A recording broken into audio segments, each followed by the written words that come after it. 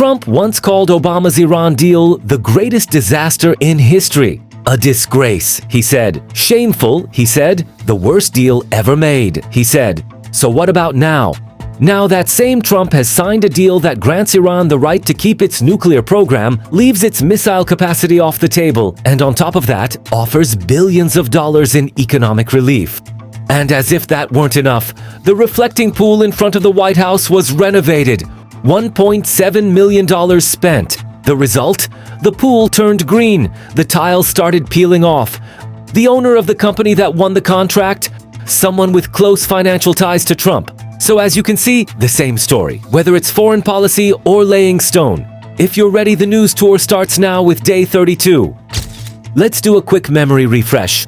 The Obama administration signed a historic nuclear agreement with Iran after years of negotiations. It was called the JCPOA, the Joint Comprehensive Plan of Action. What did it say? Iran limits its uranium enrichment capacity. In return, sanctions are eased.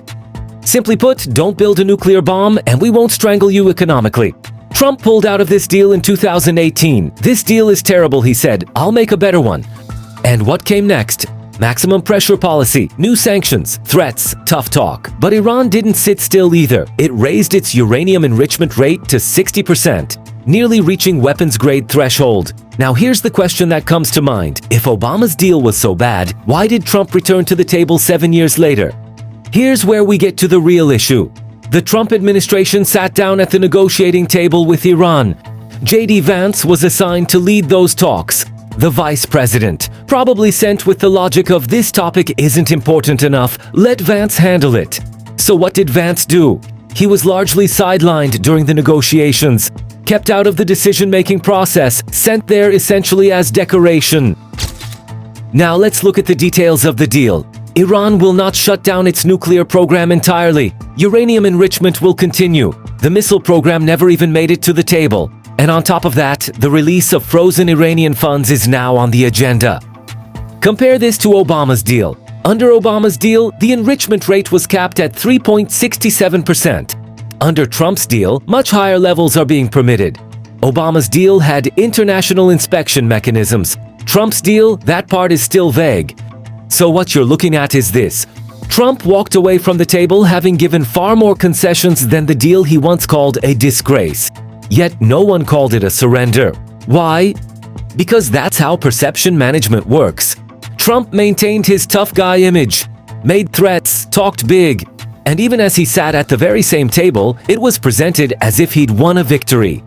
This is a classic rage bait cycle.